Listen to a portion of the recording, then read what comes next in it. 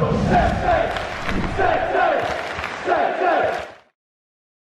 and all, welcome back to the TNC Podcast. It's been a while. This is your hour-long Norwich City therapy session. The Canaries toppled on Teesside. How's it going? Long time no see. Yeah, well, likewise. actually, I saw you last week, but on the podcast, It's been a while. Well, you've buggered off to America to no doubt hang out with the Athanasias. It was a business trip. Was I went it? out to see our sponsor, Of course, Michael you did. Hoffer. Yeah. Of Hoffer and Webb. Found someone that drinks more than me, which was impressive. He purchased me some American liquor, Well, and which why not? I need you to taste in a future episode. Happy days. I was thinking about bringing it today, but I Yes. thought liquor with already running emotions could be a bad mix. Yeah. So I'll leave that for a happier episode. Yes, please.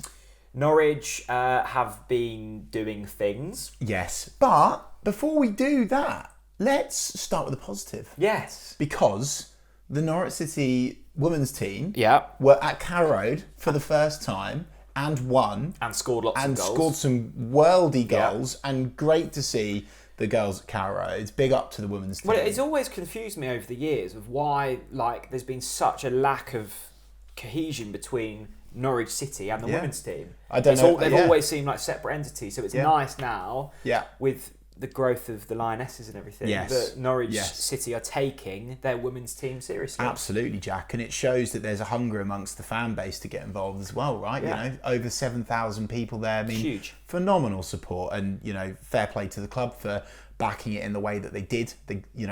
People went along and good on them. I thought it was absolutely brilliant. And there's some very talented players in there. Absolutely, well. absolutely. Enjoyed watching the highlights. So that's the only positive. So this could well turn into a women's football podcast in future weeks, because the men certainly aren't delivering. Seriously, brace yourself. If you want to remain positive, turn off now. I assumed, Chris, what have we been? Probably a month without doing one of these. Yes. That people would have almost been glad that we hadn't been doing them, because do people want this kind of pessimism in their lives on a Tuesday evening? Yeah. Well, in fact, they do, because the amount of tweets we've had saying, where's the podcast gone? Obviously, you've been smashing them with Zimmerman and Pacheco and Francis. And Pinto and Malky. And all of the rest. Yeah. You've gone through the decades. Absolutely. I mean, look, on a serious note, thank you to everyone that's tuned into those. Obviously, the reason for it is Jack's been away in America, but I've tried to fill the void with a little bit of it's been a real mix. Positive nostalgia. Yeah. I have appreciated the support though, and we have got a couple more to end the heroic another one to end the heroic special guest run. It's been fun. One coming out this Sunday and one the following week, and they're both well worth tuning into. One cult hero, one Norwich City legend. Wow, okay. Brace yourself. Excited for anyway, that. Go on. Since I've been away, since I was Norwich young. have teased us once again with going, we're good enough for the playoffs. Have a little Blackburn Have a bit 2-0. Oh yeah, go on. The goals in that, the way we played, I'm thinking, okay, we've missed opportunities in the weeks leading up to this, but a big win away from home against a fellow playoff contender. Absolutely. Very similar to the Millwall game that we were at. Yeah. They get you thinking, okay, Wembley's on the horizon. I think I text you saying, see you at Wembley. You did indeed, and I exposed you to the general public. And since that point, we have been useless. So you were at the Sheffield United game at home. Yeah. I missed it. Yeah. Glad I missed it. Yeah, dog shite. What was it? One shot on target for each team? Oh, mate. It's just, Do you, don't expect to beat Sheffield United, but at least expect to put in a performance. No, I do. At home, I do. At home, I do. I think Burnley are the only team where I go, it's going to be a tough day at the office today. Every other team, we should be beating. We have got a big chance against, and that's what and plenty of Norwich fans are saying this, by the way, Jack. That's what for me is more frustrating about this season, is that it's not just the fact that we've been, if you don't say shite, we'll be polite and we'll call it inconsistent. It's the fact that everyone else has been really just so average. I like the look of Burnley. I've been so impressed with Coventry. Yeah. Like they've, as I said in a previous pod, they've gone for a pub team to go on a promotion charge. Fair play to them. Really impressive. And also as well, I'll get out early, we'll dissect it in more detail. I'm very impressed with the job that Michael Carrick's done in Middlesbrough as well, I really am. But apart from that, the rest of the league is just so monumentally average. That's what makes it worse. It does, and I think the most frustrating thing is you could tell that from the start of this season. You're looking at the teams. Burnley have been the outliers. Yeah. I don't think no one really knew what they were going to be about. They've been really good. Yeah. Sheffield United have been solid, I guess, but we should have beaten them away from home. And then you look at the rest of the top 6. Blackburn, not great. Yeah. Millwall, long ball. All right, yeah, all right. They work hard. Give them more credit than long ball, to be fair. Only because their fitness, their fitness connoisseur, medical extraordinaire, health and wellness legend, Dave Carolan, will be tuning into this. So. And then you've got Borough, who have scored plenty of goals on the Carrick, look really good going forwards, but defensively all over the shop. And Luton, who are being led by Carlton Morris, who's doing brilliantly. But let me put another name into the room. Fucking not PSG, Preston are in there. Preston at 8. Preston are above us. Preston. Do you know? I find it.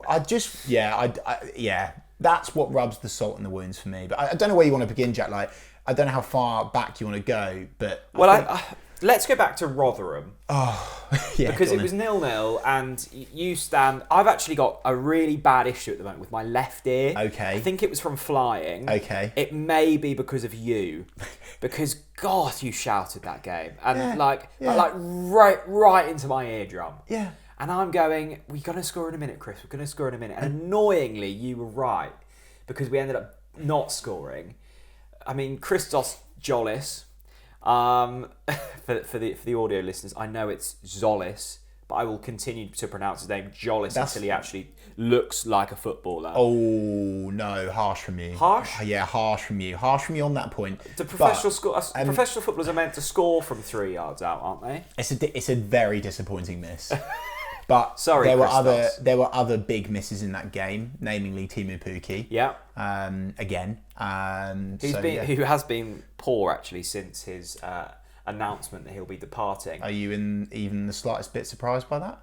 Well, I mean, the way that you've talked about Timu Pukki in the last 6 months has been bordering on, insulting. And to talk about a club legend in such manner is really disappointing. That is poor from you.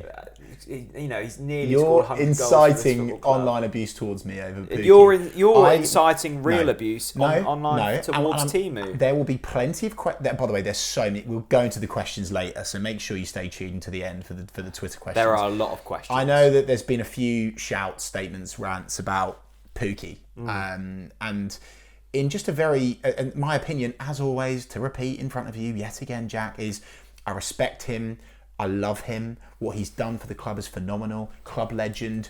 I think it's statue worthy where he's at in terms of what he's done, what he cost, what he's delivered. Phenomenal. The way in which he's carried himself as well. But this whole season, factually, facts don't care about feelings. We have been better without him than with him. Yeah, we've looked better with Sarge up top. And yes, I know Sarge is struggling to hit a barn door with a simple chance.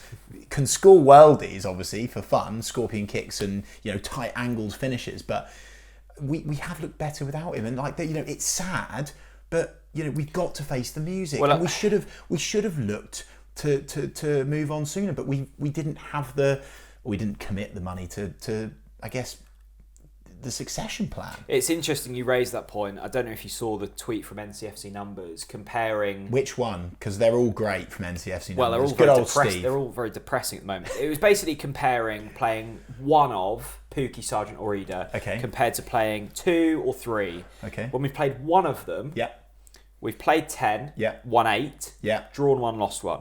Yeah. Points per game 2.5. 2 of them played 29, won 9, points per game 1.17 half. When we've played all 3 of them, 0 wins. So it goes to show there's an imbalance in this squad. Of course. Both Smith and now I was about to say Farker. It's Wagner. have tried to incorporate all three, and it simply doesn't work. And look, again, just to repeat one more time, I'm sad about Pookie. Like, and by the way, we haven't even talked about the fact that like he's now obviously officially leaving. That's out there.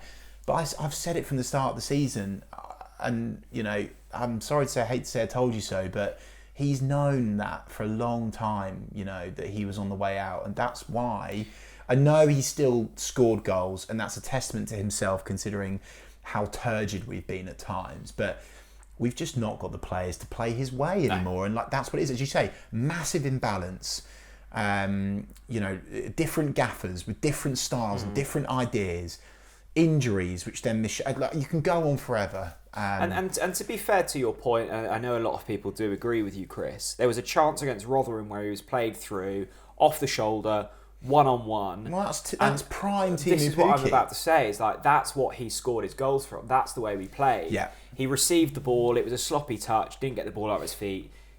Didn't score. Yeah. And you just go. Even last season, he just lacks. He buries it. And look, he's just lacking confidence. Look. Yeah, I think it's a lack of confidence. I think he's lost a yard of pace. Yeah.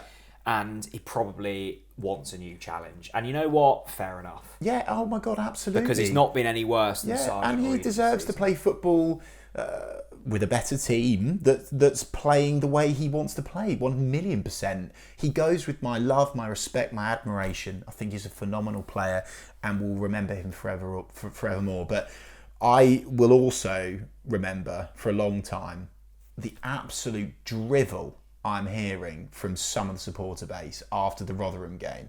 About what? Oh my good God! About how far have our standards slipped that we are at the point? Okay, and I'm going to say it. I don't care if I annoy the Rotherham fans. I've loved them long enough when Warniola was in charge. I've respected them, and fair play, because they will survive and they executed their game plan. But oh my Lord. There were people saying that Rotherham was and I quote, great performance. A great performance. Are we at the point where we don't score a goal at home to Rotherham and we're classing it as a great performance? It's that for me, and by the way, I empathise with the fans that have said that. They have been numbed into acceptance of shite. That's shite. That's not good enough. With this squad, that is not good enough. It's so bad. I think the argument would be that when Dean Smith was here and we were winning football matches in that run where it's 1-0, you know, people were going, I'm almost willing to accept not winning games if performance levels are increased and we're playing this free-flowing football. I guess what I would say is against Rotherham, we did create chances. We missed a couple of sitters. Equally, didn't fully work the goalkeeper a whole lot. We just missed the whole goal. So how does that constitute as a good performance? Well, I just think it's mad. I think the issue for me was, like, performance, it was okay. It certainly wasn't a good performance. For me, like, we've been in this position so many times this season where we've been gifted an opportunity, right? The gates are open for the playoffs. You beat Rotherham, you go to 5th. And you're well in the room. And it just felt like at no point... And that's two games in spin as well. It felt at no point like we were going to win that. Mentally, 100%. I'm just not sure we're there. I've said it all season, Jack. And you know, the players won't like me saying it. I don't think the mentality is there. I just don't. I think there's a lot of furniture in the squad. I think whether people like it or not, you know, when you're relegated in the fashion that Norwich City have been relegated in, it is going to impact you. How hard is it to bounce back at the first time of asking once? Never mind twice.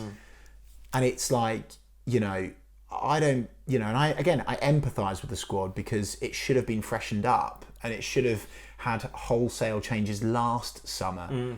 But again, you know, the recruitment has not been good enough. So we draw to Rotherham, not great. Awful. But there's still opportunity. We go to Middlesbrough, where a win would have once again taken us up to 5th. Now, Middlesbrough have been doing well under Michael Carrick. They're the highest scorers in the league since Carrick came in. Yes. They're the highest scorers in the league since the start of the season. They've scored 79 this season compared to our 55. You go to Borough with an opportunity. We know what they're all about. They score goals, they concede goals. Yes. 2 big chances early on, and you're already starting to think, oh, it's going to be one of those nights. Miss your chances, and then it all goes to pot. It was Mr. Ramsey who scored the opening goal after 7 minutes, and it capitulated in even Norwich City standards in a remarkable fashion. They scored 5. It could have been plenty more. They took the foot off the gas after 49 minutes. Incredibly, the main talking point wasn't actually the scoreline. It was the fact that Aaron Ramsey, who we'd been led to believe was out for the season with an injury, hence the termination of his loan, cropped up and scored, and it was the preceding celebration that I think rubbed a few people up the wrong way. For those that haven't seen it, and to be honest, I don't blame you if you haven't watched that game, because it was cataclysmic in every possible department. Mr. Ramsey gave it large to the away end. And I don't think there was any reason to do that, Chris. I don't know, Jack. I mean, we'll talk about the Ramsey the Ramsey situation, and then we'll talk about the game, because we must talk about the game and not make it all about Aaron Ramsey. I think the thing. So I understand that Ramsey had a conversation, if you want to call it a conversation, with the Norwich City players in the away dressing room after the game, and he said it was because of abuse on social media and because he was angry at Stuart Webber for cutting his loan deal short. For me, it doesn't add up, right? And you and I have been in a world where we've been given some absolutely horrific social media abuse, awful online abuse, and I don't know, maybe, and I think any form of online abuse, whether it's 1, 2, 3, 300, is really tough to take. So I do empathise with that. But maybe I'm just thinking about it from my situation. But I remember sitting on this podcast in between you and Rob Butler going, oh, we're at the Ramsey Railway, and the numbers that he was putting up. And again, we've said about Team and Pookie doing it on our side. Aaron Ramsey was scoring and assisting consistently until his injury. And I was thinking, top player. I still think it, top player. And I want to make this clear, right? And and I'll address my tweet afterwards. I've taken a lot of criticism from Villa fans, from Middlesbrough fans, thinking that I'm angry because he celebrated against us. I promise you, hand on heart, I'm not angry that he celebrated against us. Fine, fair enough. He only played a few games for us. He scores an important goal in a big game to cement themselves in the playoffs. Fair play. I even think, to a degree, maybe giving it a little bit to the Norwich fans would be okay. But to stand there for a prolonged period at the Yellow Army that travelled up and down the country and supported him, I think is massively disrespectful. And I tweeted this as well. I personally think if Ramsey's main beef is with Stuart Webber. Yeah. In which case, run over to the director's box, cup your ears like that, and give it the shush. And do you know what? I'd actually respect him for that. Yeah. But to do it to the Yellow Army, I thought it was really poor taste. I thought it was really baffling because, like you say, I really liked Ramsey. I really like him. And I think most people did. Yeah. And whether he got social media abuse or not, if he did, then that's not good. But I think he should have realised that the majority of Norwich City fans really liked him.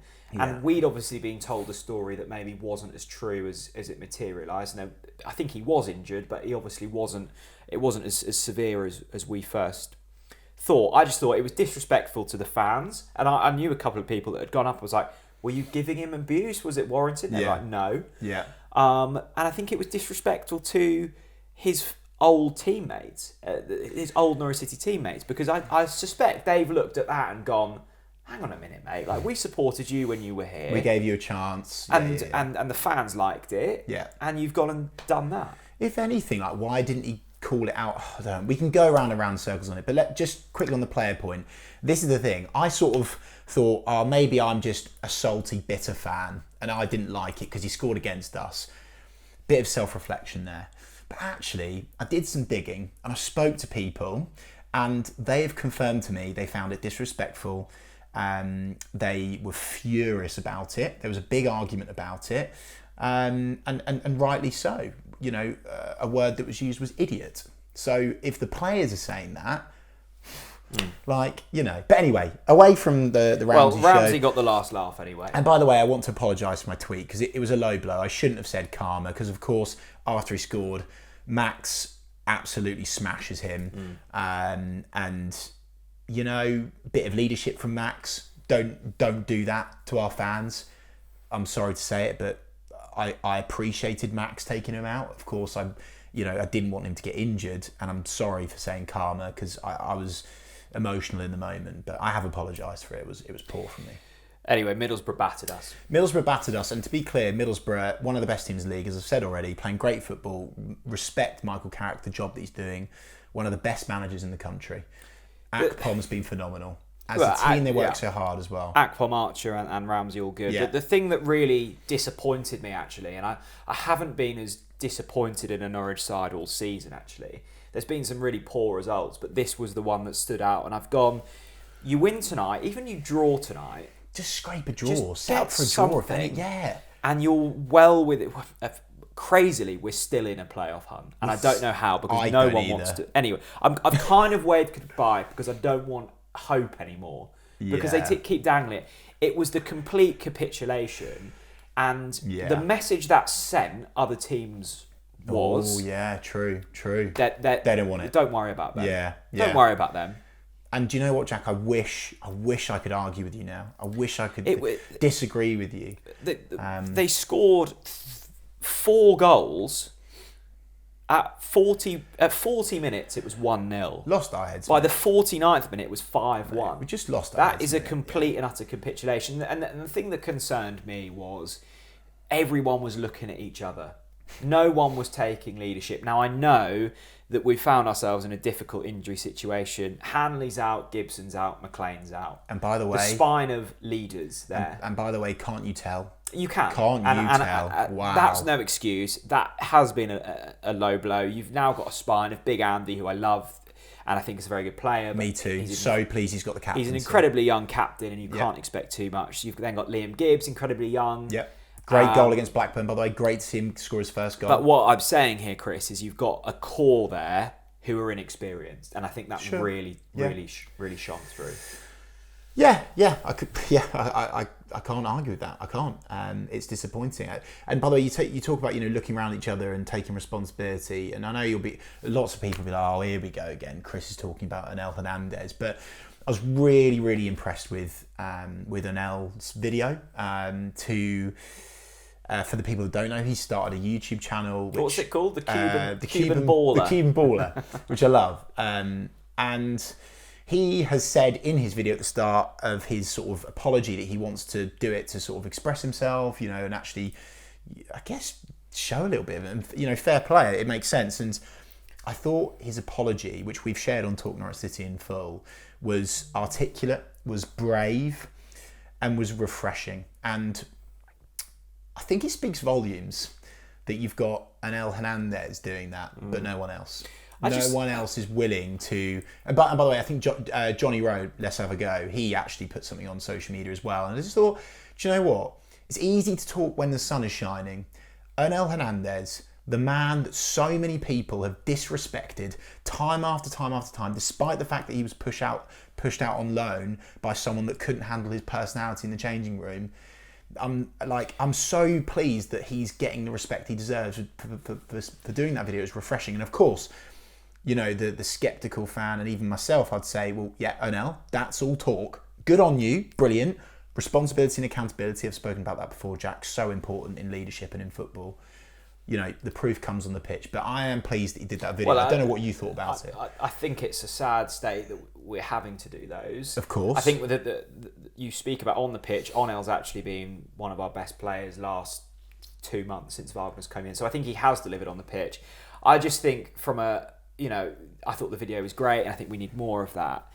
We shouldn't be doing that against the Middlesbrough side. Oh my God, no, of course not. We shouldn't be. The expectation this season, our wage bill, the money we spent was promotion. Yeah. I said at the start of the season, this league is weak. It's even weaker than I thought it was. You did, yeah. To be 10th below the likes of Sunderland, who went up via the playoffs in League One last season, Preston, Coventry, they didn't have a stadium for the first 10 games, Luton, Millwall. No, I'm not even disrespecting these sides. I'm disrespecting us. Yeah. Because of the amount of money we've spent compared to these sides. It's huge. Yes. And we've got little to no return from it. I'm sorry, it's true, isn't it? But I don't know, Jack. I think there's a bigger picture that's very much in the frame now. Where do we go from here as a football club? I think all signs point to the Athanasias. I did a bit of very rough back of the fag packet calculations with a Norwich City fan, Dan Greengrass, actually friend of the channel, the other day, and we were working out, because everyone keeps saying we need a complete overhaul. I've said it. We need a complete overhaul, completely freshen it up. And we counted through the players together. Don't know. Let us know in the comments what you think about this. I'm fascinated to know from you what you think. How many players do we need to sell? How many players do we need to buy in? What are the players that we definitely need to buy in? And me and Dan Greengrass, Norwich fan, great guy. We'd come to the conclusion that we probably need between 8 and 10 players to purchase. Well, I genuinely think we need to sign 8 to 10 players. Right. How many are you letting go? I wholeheartedly, exactly. But the problem was, we then thought, well, we ain't going to sign that without the Athanasios ploughing serious big dollar in, right? But even if you look at our sellable assets, Maxi Aarons, Gabby Sarah. You hate that, don't you, by the way? Oh no, Gabs. Gabs. You didn't like it. I started calling him Gabs. Stop calling him Gabs. I started calling him Gabs. Sarah's okay. Gabs, okay. Gabs as if he's my best mate. Max, Gabriel Sarah, Big Andy, Angus Gunn, but I think there was one more that I've possibly missed out there as well. But in terms of our players that can go for, I don't know, between 10 and 20 million for conversation's sake, that doesn't fund the players coming in. That doesn't fund an overhaul. So we're in a whole spot of bother. All signs point to the Athanasios. We literally need them to come in and seriously back us financially, and fans won't want to hear this, especially from someone allegedly positive. But I think we are in for a very, very average season next season, because I don't think we're going to get anywhere near where we should be. On that positive note, should we take a look at the Twitter questions? Yeah, sorry. Well, plenty of you wanting to get your Norwich City concerns and worries off your chest. Thanks to everyone who's dropped their questions by. If you want to in future weeks, Twitter is the place to be, at TalkNorwichCity. Can I just quickly say before we start, I honestly don't think there's been a single rave or positive. Not a single one. Statements, rants, and as you say, concerns. So brace yourself, people. Okay, let's start with Jake. Yeah, what's he saying? Jake wants us to look into the future. He says, question. Jake who, by the way? Just Jake. NCFC Jake. Oh, NCFC Jake, yeah. Probably on the birth certificate as NCFC Jake. Question. Where do you see Norwich City in 12 months' time?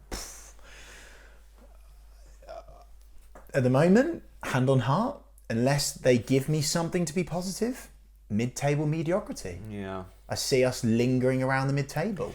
Continuing to point fingers, blame each other. I don't think we'll be able to get rid of this toxic culture unless they can show us something. And I don't mean just on the pitch, I mean off the pitch too. I think the concern as well is if you're we all know the issues that Norwich City have, insular. But I think the league is going to be more difficult next season. Yeah, it's likely you've got a Southampton, maybe a Leicester. Yeah. The 3 teams coming down from the Premier League are going to be good. Yes. And they're going to have buckets full of money. Which means you're going to have to be better than 2 of those, 3 of those. Can I see that? I think the big concern for me is those people that have said it's almost a good thing that we're remaining in the Championship. Look, I've gone over this multiple times. I get it to a degree. The negative of not going back up, as you've just mentioned it there, best of luck keeping Sarah. You're screwed financially. Best of luck keeping Max Aarons. Goodbye to Angus Gunn. Big Andy, see you later. And so the few positives of this season, you're waving goodbye to. Does Gabby Sarah want another season in the Championship? No. Does Max Aarons? No. Angus Gunn, Gunn, of them do, to be fair. None of them do. And none of them, I don't think, will be here next season. The thing is, though, mate, if we don't keep Gabby Sarah, we need to build our squad around him. And how are they going to influence a player of that calibre, of that quality? Well, I think if you're even the Athanasias, you're looking at him and going, our finances are now in a really perilous position because we're not going back to the Premier League, and we'd planned and we'd spent expecting Premier League football next season. You're looking at him and going, we need to sell you, otherwise our finances look even more dire. Yeah. There is a huge rebuild to be done this summer. Do I back Stuart Webber to get it right on form of the last couple of transfer windows? No. Again, I wish I could argue, but yeah, the proof will be in the pudding. Darren Stevenson, thanks for the question or statement. Statement. It's a statement. He says, Wagner is not the answer. Oh, God, here we go. To be able to implement his way of playing, we would need to sign at least, 8 new players. With the transfer activity, it would be outside the EU. This is unfeasible. There's some really good, I think there's some good points in there around, the unfeasibility. Signing 8 new players, we've literally discussed that. The thing that I have to admit is it's not boiling my piss as much as Aaron Ramsey giving it to the Norwich fans, but it is boiling my piss a little bit, is people are starting to point the finger at David Wagner. Well, look, I think you need to have mature discussions around this, because for the amount of abuse that Dean Smith got, yeah, Wagner's record is no better. I think it's actually worse in this division. So if you're criticising one, then you need to look at the other. I think the thing with Wagner is he's inherited a squad that's quite clearly not his. I think the concern for me is that... But so did Dean Smith. Yeah, I think for me the concern is the fragility defensively, and that's fine if you're scoring goals. Yeah, we're not. So you're weak at the back and you're not scoring. We were at the start during that honeymoon period, but then I think maybe I don't know. Teams figure you out. Yeah, teams figure us out. Maybe also, obviously we have had injuries. I also think I've used this starting a car analogy a lot. Smith tried starting the car, and don't get me wrong, it's with awful tactics and poor decisions. And I think David Wagner's in the same position. He's trying to start this car, and when he first came in, we got to the next town, but to get to the nearest city, it would have taken us a lot more petrol and a lot more work under the bonnet, and we haven't got the money or the internal mentality to do that work. I don't think the issue is with Wagner. Equally, I think there are. You would be wrong to go, oh, everything's perfect, because there've clearly been issues that he hasn't addressed yet.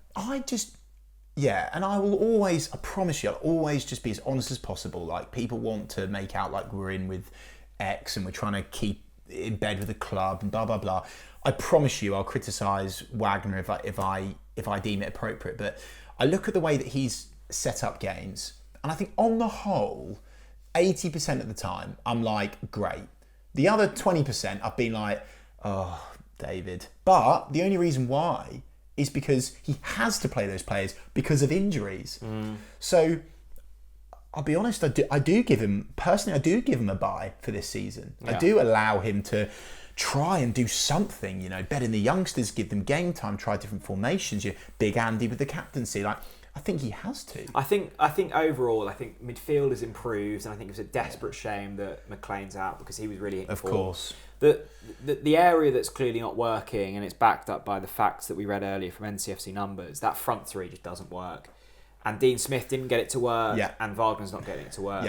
Eda's not a winger, Sargent's not a winger, Pookie needs something different. Correct. It's not working. Good speech. John Sherratt. Put this in your pod, gents. Tired of this small club mentality. Who's this from? John Sherratt. Put this in your pod. Let me read his bio. His bio is hard worker, focused, positive. Oof. Dog lover, love that. Norwich City FC supporter. Love that. This chap is someone that just gets shit done. He's no nonsense, and he wants it in the pod. Yeah, exactly. And you know what? We're putting it. Yeah, we're all for it because we're scared of it. Put this in your pod. Tired of this small club mentality with Norwich City, not Norwich Town. Standards need to be higher at this football club. Is that your burner account? Honestly, John, I love that from you. It's about time I've seen someone with some standards and some respect for our football club. And I mean it, by the way. This is the scary thing for me. The results and the performances, not so much under Wagner, but under Dino at the start of the season, they have literally seeped everything dry of positivity, of people are coming out with, I don't want to go to the Premier League. What's the fucking point then? If we don't aspire to play in the best league in the world against the best teams, what is the point in sport? No, I get that. What's the point? Just give up. I get that. I think the one caveat I would say is there are occasions where there are games where sometimes you don't win, but you can complement the performance. Yeah, but not Rotherham at home. Bloody Nora. I think, to be fair, I think we've got to a point where you're probably right. But as I say, so I understand why fans feel that way, but I'm scared that fans feel that way. I really, really am. Matt Gibson, the scary thing is, with our last 4 games winnable, we could still make the playoffs, which goes to show just how poor this league is. That worries me as well, Matt, because so our next 4 games, QPR, they've got the worst form in the whole of the EFL. They are awful. And by the way, I took the time out of my day to watch Gareth. What's his name? Gareth Ainsworth. Him with the long barnet. Seems like an alright guy, to be fair. It doesn't look like a football manager, but fine. And he came out with some lines. I'm thinking, they're really bad. You've given up. Yeah. Seriously, and I've tweeted this already. There is no fucking excuse. I will not have it. I don't know. And by the way, I don't want to hear anyone after a bloody 0-0 draw away at QPR go, oh, great performance. We had 4 shots on target. Oh, come on, guys. We've got to beat QPR. Let me quiz you. Continue on. Since Boxing Day, yeah. How many times have QPR won? Once. Once. Yeah, good. There you go. They have won once since Boxing Day. So our next 4 games, right, go on, let's go through them. QPR. We've got to win. No Swansea. Excuses. I'm telling you, right, I'll put this out there. Early doors.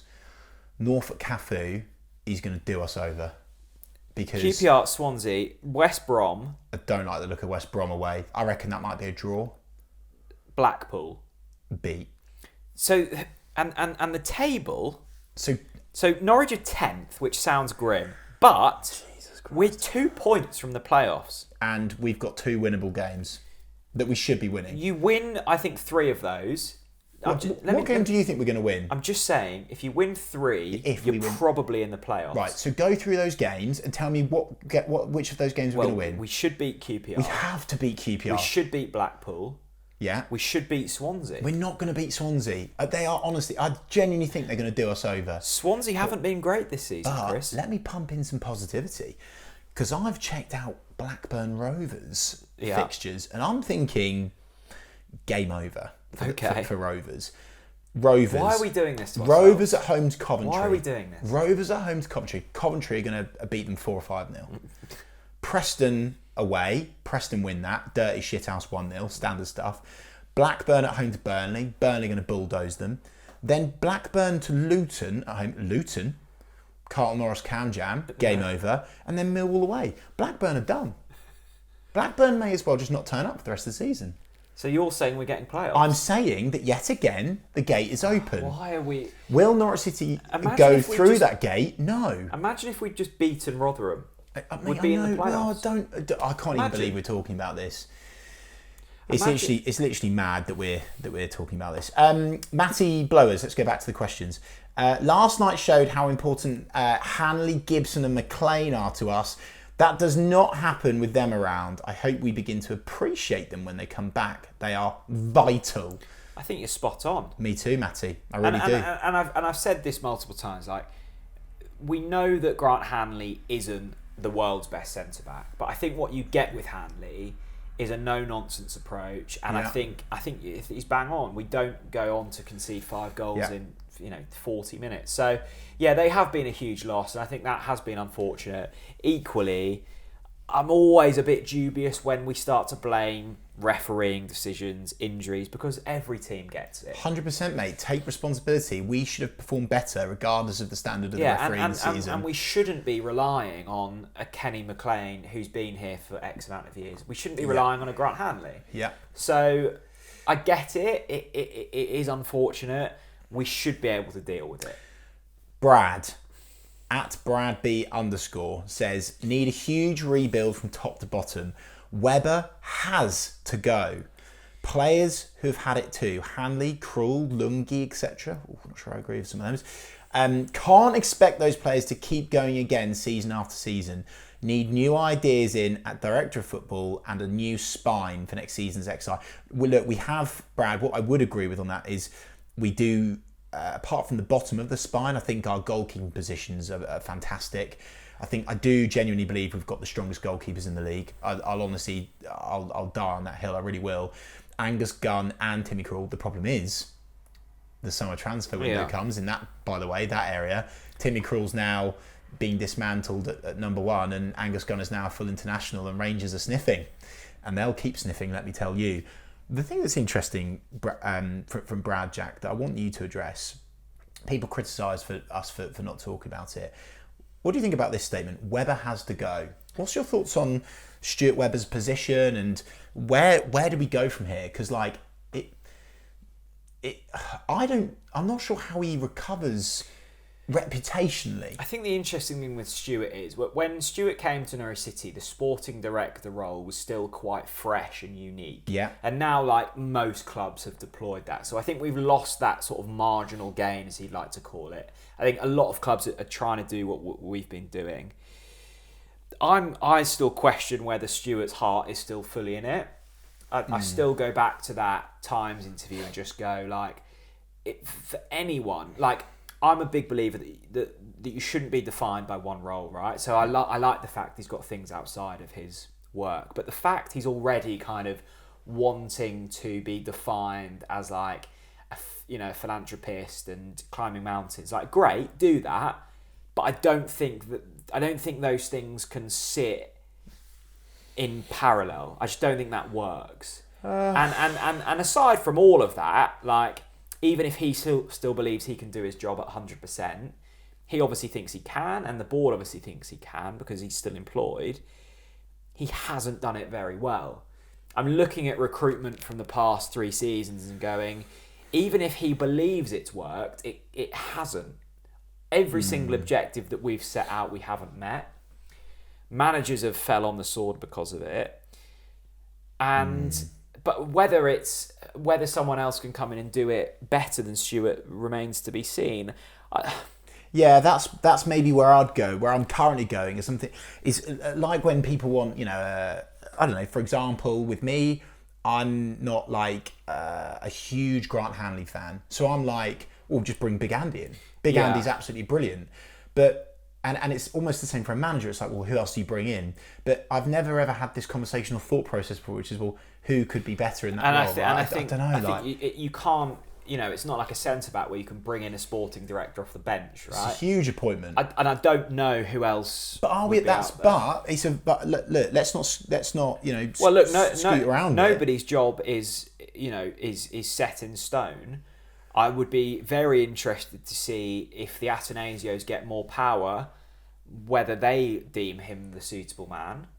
I don't know. I don't think Stuart's going anywhere. No, I don't. But I think it would also be really irresponsible not to be discussing his failures. And I saw they will be behind closed doors. I think so. They will. I'm a huge fan, and I would deem Mick Dennis as a friend. But I did see him tweet the other day, and I thought, Mick, that's unfair. Where he was like, Stuart's often blamed, and he is, but he was never praised. I think that's nonsense. I think Webber was given huge praise for the signings, the way he turned it around. I think every single Norwich City fan, if you have a mature conversation with, would go, the first couple of years of Stuart was hugely successful, and he revolutionised what we do at the football club. 100%. I also think he's been criticised fairly as well, because it hasn't been good enough. And I would say some of the spending at Norwich City has been almost irresponsible. We obviously completely stand against the level of abuse and people coming up to him on the street and stuff, like as reported, as he said on the Training Ground Gurus podcast. That's obviously completely wrong. But I agree with you, Jack. I think he was appropriately praised. And I think, given the recruitment, he's appropriately criticised. But by the way, this isn't going to be news to Stuart. Stuart knows that. Definitely he knows that. So it's an interesting situation. I'm so pleased this has been brought up. It's a positive. And it's a positive from OSimp02 on Twitter. And they say, positive. Big up to the 600 fans that travelled all the way and even at 5-1 down at Middlesbrough, still singing. Yeah, remarkable. Remarkable, because the game got moved as well, didn't it? So I suspect lots of people have had to rearrange travel and accommodation. Look, I will be honest, I looked at that. I don't think you could have paid me to have gone all the way to Middlesbrough to watch Norwich. Honestly, and I know that makes me sound bad as a fan. There's plenty of other things I'd rather be doing on a Friday night. I've only ever left one game early. I don't think I've ever switched off a game early. Okay. But at 52 minutes, I put Gogglebox on. Are you being serious? Yeah. I thought you were joking when you put it on Twitter. No. You actually stopped watching it? Yes. Jesus. I just want to say on the 600 that went to Middlesbrough, incredible. I salute you. Yeah. And actually, I also salute the fans that will be at QPR and will be at the rest of the games the rest of the season away from home. Phenomenal considering circumstances. And I think Darren Huckabee tweeted something like this: the fans deserve better, or something like that. And you know, for a club ambassador to be saying that speaks volumes. And I'd sort of quote retweeted that with, I think that Middlesbrough performance was at refund levels. And I know that annoys people because they're like, well, no, come on, you know, they pay to go to the game, they choose to go. But I just think it would have been a great gesture from the football club because we literally just bent over backwards for them. They gave us, look, don't get me wrong, great finish from Sargent, but it didn't matter. The damage was done. I salute you, Yellow Army, away at Middlesbrough, and you do deserve better, and you do deserve a refund. Chris says, this squad is bang average, and the rose-tinted glasses by some need to come off. Sarah, Gunn, Big Andy, Hernandez, Aarons and McLean can all stay. I would, if at all possible, ditch the rest. They don't offer anything other than average football. Time for a clear out. It kind of reminds me, I tweeted the other day that the biggest frustration for me against Middlesbrough is it felt like there is talent in this squad. Yeah. And then someone replied and was like, name the talent. And I struggled. I was like, Sarah, Aarons, Gunn. And from there, I'm kind of struggling to name you any more from that starting lineup. Well, there is talent, but the talent's not turning up. Yeah. Again, mentality. But then the argument is, well, is there talent if it's consistently not turning up? I've been caught in between this all season of like expectation because I think we've got a good squad, and then going, actually, I'm not sure if we have. Yeah. I still don't know where I stand with that. I do think we've all fallen victim to too high expectations, and I still stand by the fact that it's good to get carried away. But I think the expectation comes from money spent. This squad we've got is vast amounts of money spent on it. Should be doing. You looked at that front line against Rotherham. Christos Jollis, 8 million quid. Sargent, 8 million quid. You've got a winger out on loan, 8 million quid in Milo Rashica. And no other Championship side, really, barring Burnley, Sarah midfield, have spent that kind of money. Yeah. Lots of money has been spent on a side that at the moment are 10th in a division where Millwall, Luton, and again, this isn't disrespect, this is respecting the shoestring budgets those guys are operating on, that are vastly better than us at the moment. It just shows how many poor decisions we've been making. Yes. Total Norwich says, small rant, there was no real need to apologise, Chris. Heat at the moment stuff doesn't matter. That's obviously relating to my karma tweet around Aaron Ramsey. Once again, apologies, it was poor taste. Big rant. I can't help but think the Athanasias are going to pull out of the club whilst they can. Why anyone would want to take ownership of a club who have an awful sporting director, a squad on massive wages who aren't very good, and a manager whose football is currently no different to Dean Smith's. And the big question is, whose fault is it?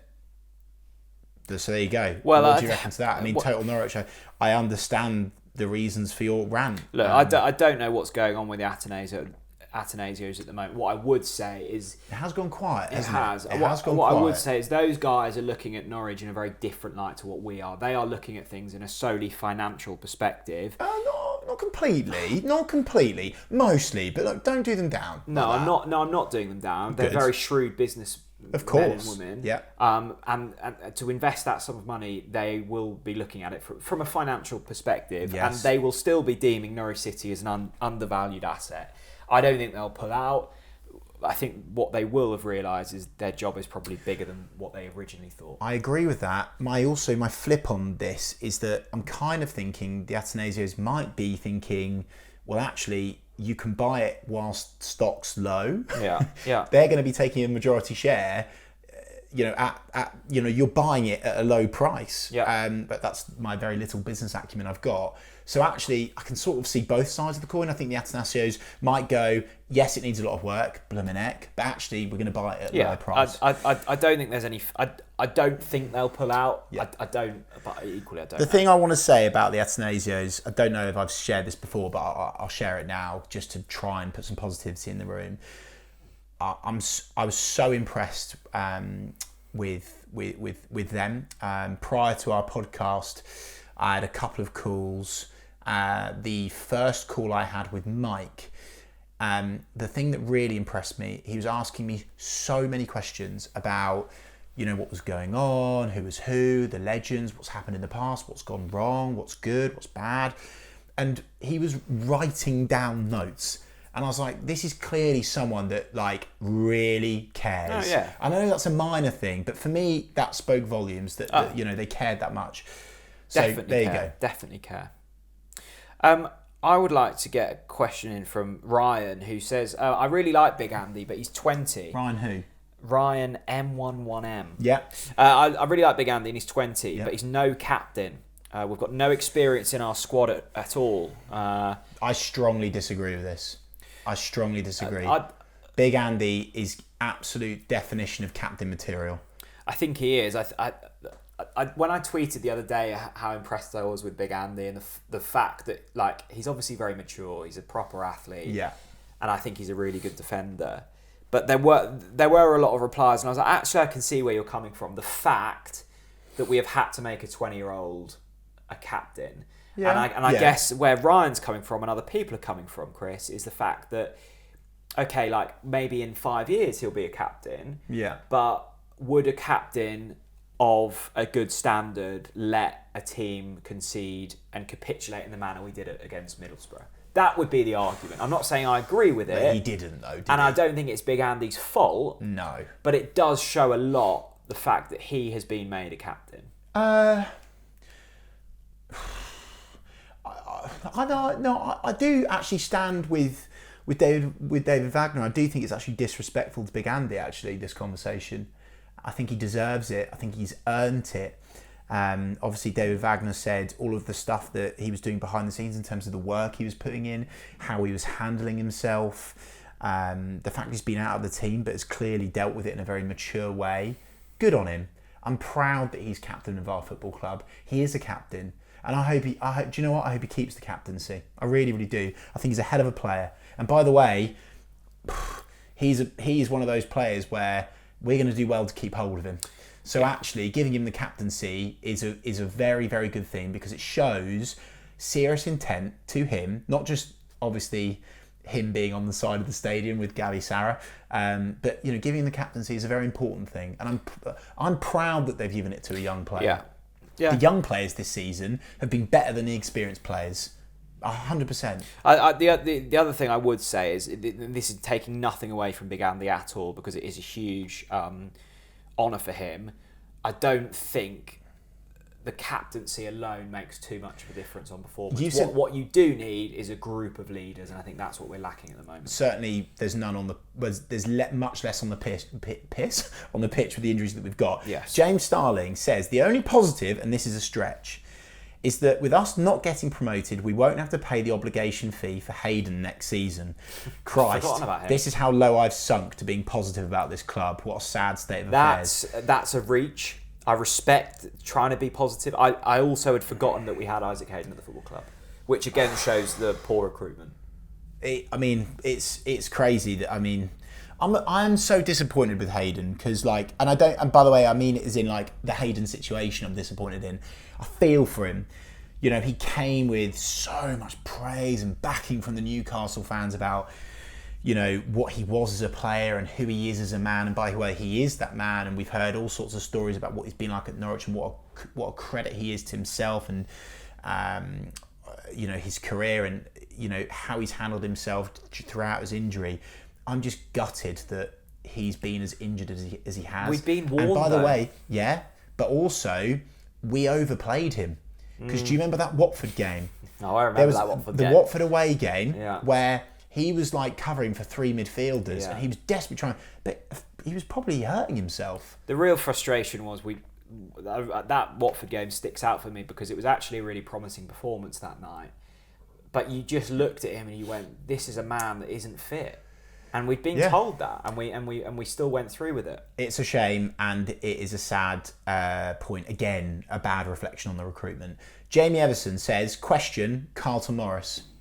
Delighted to see him scoring at Luton. I think he's been excellent for them. Well, you always knew that Carlton had a future, whether it was in League One or League Two. I don't think I would have predicted him scoring as many goals in the Championship. And I think he really benefits from a Luton side where he is the focal point. Answer, for me, mistake. Big mistake letting Carlton Morris go. And I know that our good friend and sponsor, Hill Coaching Company, Oliver Hill, by the way, if you need some coaching, he is the man, by the way, seriously. Life coaching, business coaching, etc. Go check him out, Hill Coaching, plug. He's like so angry that we let Carlton Morris go. And I know hindsight is a wonderful thing. But the thing that sticks out for me with Carlton Morris is what Holty said to us. I think he even said it on this podcast. Carlton Morris is the nearest thing that we've had to Grant Holt since Grant Holt. And people might say, oh, it's old-fashioned and this and that. But what a player he would have been off the bench. What a player he would have been off the bench at very least. And you know what? I'm so pleased that he's doing well. I'm obviously gutted. And I think that's why they've given Adam Eder a 5-year, by the way. Because I think they've probably learnt from that. And they're thinking, well, if Adam is maybe a similar player to Carlton, maybe they view it like that, we need to keep hold of him. I think Norwich could take lessons off the way that Luton have deployed him as well, because I think whether it's Pookie, Sargent or Eder, just play one of them with a couple of wingers. Yeah. I totally agree. Get far more out of them. Right, well, this is one of the most negative rants I've seen for quite some time. It comes in from Richard Stocks. Right. By the way, solid name. Yeah. What do you reckon he does for a living? I can tell you what he does for a living if you want. Yeah, go on. He works in PR. I wouldn't have said that. No, I would have said... I had it down as like construction or something. I was going to say construction. Stocks and Brothers. Yeah. Anyway, sorry, continue on. From Delia in her dotage... What I've learned here already is Richard's vocabulary is far superior to mine. Weber on his mountain, players going through the motions and fans turning Carrow Road into a morgue, mediocrity and apathy reigns. Yes, apathy No one is there. cares anymore, and if they do, they don't have the ambition to drag us out of this malaise. Sad times ahead. Yeah, I agree with a lot of that. Apathy is the key word. One of the few that I actually understood in all of that. And the one that stands out, and I think it is apathy at the moment. And Wagner injected a bit of belief when he came in. Obviously, we had some really positive results. We were scoring goals. We were playing much more attractive football. But obviously, it was paper over cracks with regards to the quality of the squad that we've got. And so, yeah, I do think we can start to talk about apathy now. And I know that annoys the hierarchy at Norwich City, but it's true. I do disagree that no one cares. The fans care, and that's the mockery of the situation, is that we care. We're going to be here for the rest of our lives. And do you know what, actually? I'll be in the ground at the end of my life, because this club is going to give me a fucking heart attack. It really is. This is a good... They would have all gone home. They would have all changed jobs. Yeah. So that's the frustrating thing. But I would agree that, when people aren't, there's not, I wouldn't say all in terms of effort, but all in terms of time, and just every, it's pretty well known that after 4 years, certainly in a corporate environment, you should change things. Yeah. You should change positions, you should look for a promotion, or you should change roles, change business, not just for yourself, but also for the company, because complacency creeps in. Yeah. And this is where we're at the football club. We are at a crossroads, and things need shaking up. Yeah. And that's why I'm saying all signs point to the Athanasias, because they need to shake it up. This is a good one from Follow Robot 2. Sounds like a bot. It isn't. They say statement. Kieran Scott was the mastermind behind recruitment. Since he's left, recruitment's been terrible. Middlesbrough are thriving with him as sporting director. Yep. What I would say there is Kieran Scott is a great example. And I think often good friend of the channel, Nick Masheter, gets kind of criticised with his really dour view on the football club. But often that's coming from a place of good people, and often referring to non-playing staff, have left the football club in recent seasons. Yes, they have. Now, whether you're looking at commercial, business, coaches, whoever, lots of key individuals have left, and often individuals, even with Kieran Scott, who was one of the more well-known of those individuals, you don't get much press about them. Sometimes you don't even know they've left. Yeah. But you start to, over time, look and go, has it now gone from, one person leaving because they needed to relocate to going, why are we now seeing a pattern of people leaving? Well, I said this at the time when, lots of people were announcing on LinkedIn that they were leaving the football club. People at, I guess not so senior positions. But I've had conversations with, some people that I won't name, saying just how much of a loss Kieran Scott was, particularly with regards to our recruitment. People that are in the game, not fans. And for me, that's where I go, oh, okay, my gut is correct, because they know way more than we do. So, yeah, it is a loss. And of course, Kieran Scott will be very gleeful, having comfortably destroyed us last Friday. Dom Spencer says, the heart of our defence has been a big issue for years, never addressed, costing us dear again this season. We're in desperate need of competence at centre-back. Sorry to mess that up, Dom. But Dom, it's not just centre-back. It's not just centre-back. We need at least one centre-back. We're going to probably have to find a replacement for Max. We've got left back's not looking particularly solid at the moment. No. To be honest, it's not. I think we need at least 2 centre midfielders. We're going to need at least 1 winger. And if there's anyone that thinks we don't need a striker, you've had too many Lakens for dinner. So there you go. It's not just centre-back. We're in dire need of some serious reinforcements, and we can't fund it. I found a rave. Go on, have you? And it's a unique rave, but I like that they've tried to find a positive from a negative. Harvey says, rave. The decline of the football club is good. This is how change begins. Oh, bloody hell, that's wishful thinking. I'm not sure I agree with you, Harvey, but I enjoy the fact you've tried to find a positive. One of the player that we've got on the next special podcast said this in response to a particular game that we played. And I understand that game then obviously meant, we went on to have a phenomenal season. But in terms of, the football club, seemingly falling apart a little bit. And I know you... I don't think it's falling apart, by the way. No, I think it's there's a lot of fires. We're getting a bit carried away. There's a lot of fires to put out, but I don't think it's falling apart. The real frustration for me, Chris, Go on. and I know you hate them, but I've watched a lot of Brighton this season. Fucking hell, here we go. But what I'm going to say is, that could have been us. Not Brighton. There's so much more money, mate. They've got so much more money. I know, but what I'm saying is, we were being compared to Brighton. Remember when Chris Hughton was at Brighton, right? Mate, and they were getting promoted. We were being compared to I know. And the difference, and you look at the last 5-6 years and you've gone, how are they now so far ahead of us? I know they've got more money. I know they've got a bigger stadium. I know of that. But we could be close to them. I think Brentford. Yeah, that's what I was about to say. I think Brighton is a reach. I really do. They've got shit tons of money. They're not even anywhere near our planet anymore, mate. We're not. We're in a. No, I know. But what I'm saying is we could have been if we'd attracted an investor of Mr. Bloom. Brentford and Fulham, maybe, but still vast amounts more money than Norwich City. The one that bugs me even before that is Southampton. But they're struggling. I know, lots of money, but they've made the right decisions time after time. I did see, actually, I think it wasn't from Henry Winter, it was from someone on The Athletic that was like, it's not now surviving the first season in the Premier League, because a lot of teams do that. It's surviving 5 seasons.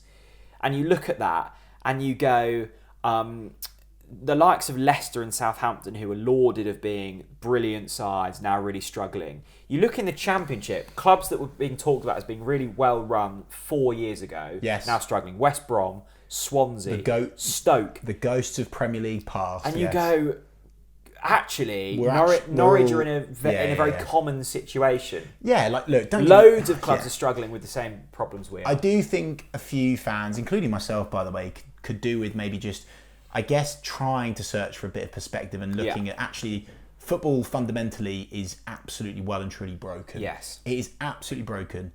There is no way in hell we stand a chance of I guess, progressing in the Premier League. In my humble opinion, we can absolutely get into the Premier League. But in terms of that next level, without stupid amounts of money, football's now broken. But as you've rightly highlighted, those other clubs are struggling. What about this for a statement? This is the most blunt statement of the season. Okay, good. It's from a guy with a very blunt name, Jeff. Seems like a nice guy. Singer-songwriter. And I'm not going to even try and pronounce the rest of it because I haven't had enough Lakens. But Jeff says, destroy the soccer bot. The soccer bot.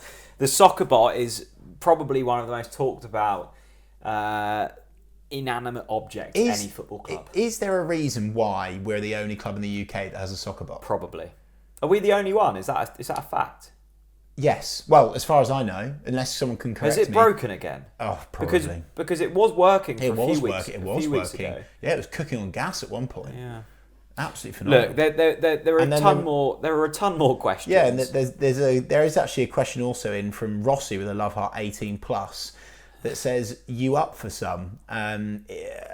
For those up that for want, what goals? I'm up for some. For those that are interested in going and finding that question, feel free. Maybe it'll lift your spirits.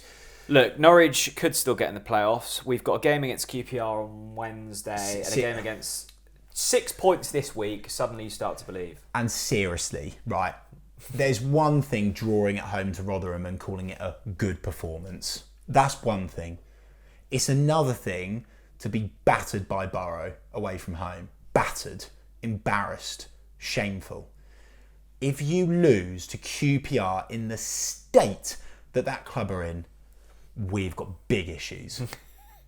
No, I agree. Big issues. Imagine though if next Tuesday when we're on this podcast, we've got 2 and wins. We've picked up 6 points, and you're going with 5th. Gabriel. Weird, isn't it? It seems like a world away, mate. I just feel like the positivity has just been sapped out of me. I'm trying so hard to believe in something, but they're not giving us anything. Please, if you're watching, if anyone at the football club or players are watching this, please, the fans need something. Please beat QPR. I really hope we're on the pod next week going, we've got 2 games left and we're in the playoffs. I really hope. I hope. I don't believe it, but I hope. We should win the next 2 games. And if not, there's 2 TNC specials with 2 former players, a cult hero and legend. That was fun. Enjoyed it. It was therapeutic. I do actually feel I do feel lighter. Yeah. I'm not sure the viewers will. But let us know what you thought in the comment section on social media. Tag us at TalkNorwichCity. We'll share your feedback as a thanks for your support. Unless you're slagging us off. It's worth noting as well, if you want to eat healthy or drink beer, we have got 2 perfect partners. Prep King have been brilliant to us all season, so thanks to them. And Lakens are still offering discount. The discount codes and the links are in the description. Please head over there and support them. It helps us. Remember, you have to feel the lows to appreciate the highs. That's my final statement. Enjoyed it. Chris, thanks very much. See you, everyone. Bye-bye.